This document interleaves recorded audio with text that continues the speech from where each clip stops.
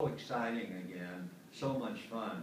I don't really know how I would have felt had they stayed in last place, X number of games behind with 30 some odd games left. I probably would have come back anyway because I love it so much, but it made it pretty easy. I mean, I get goosebumps. I'm the same as anyone in the stands still, and that's always been the barometer for me as to where I am in my relationship.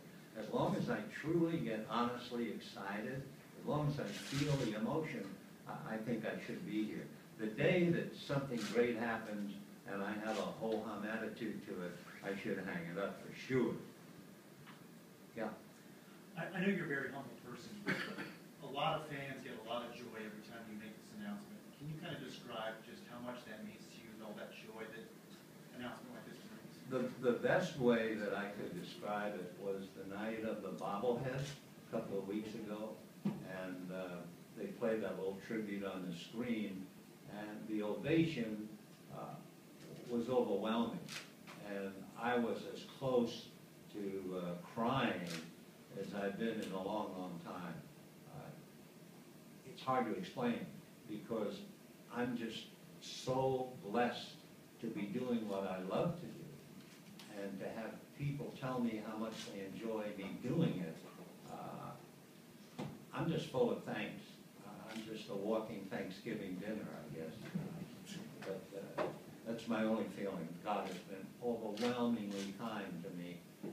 I don't know why. I haven't done anything to merit all of this, but it's happened, and I try very hard to keep it in perspective. And I think I do, especially go to church on Sunday and say, here I am again, thanks so very much. And so that's the only feeling I have, just overwhelming gratitude to the fans and to everyone else. Vin, you've seen a lot of remarkable runs in your day. The last 50 games, really, with this team. How can you explain what's happened? No, the best, the best. I always thought the best run I would see personally was the 1955 team, which, if I remember correctly, won 10 straight opening day, lost 1, and then maybe lost 2 out of 3, and then went on another 10-game streak. So in the blink of an eye, they were 22-2. Don Newcomb is like Max Schertz, so Newcomb was 18-1. But the thing was, that was right out of the chute. You knew you had a good team, and was no real surprise. This team struggled, as we all know. What were they, 9.5 back and 12 under 500, and then all of a sudden to win 45 out of 55. You fellas write for a living. I mean, pick out the participle, breathtaking, whatever. Yeah, I've never seen anything like that. No. Good. Yeah. Two-part question.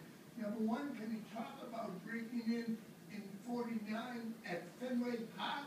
And number two, do you think you would be even higher today without a stick? Fenway Park. What happened was I had graduated that summer and I had gotten a job with CBS in Washington, being the summer replacement announcer. As each announcer went on vacation, I assumed all of his duties.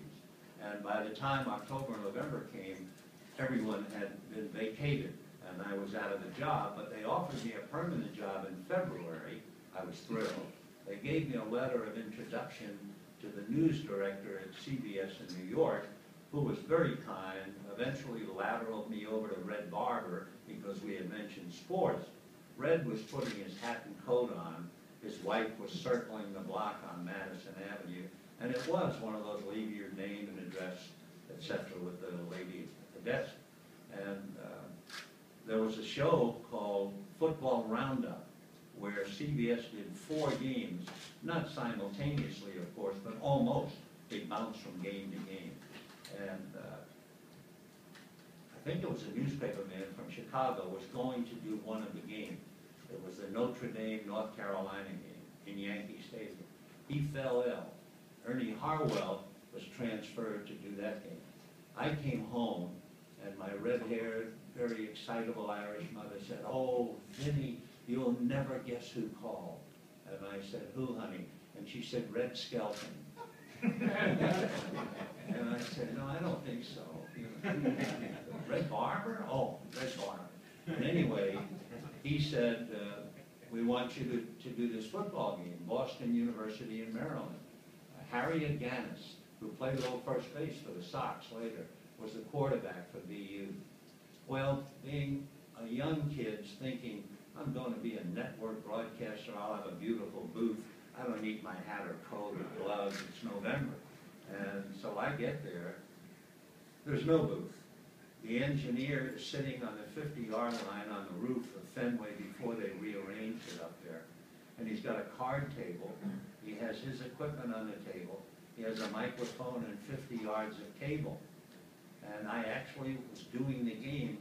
As the teams went up and down, I would go up and down on the roof with the microphone. I never mentioned anything except the game. Our game became a terrific game. I think Maryland won by 2 points. They were the favorites. The Notre Dame, North Carolina game, Charlie Justice was an All-American. He was hurt. Notre Dame won easily. So they spent all the time with my game.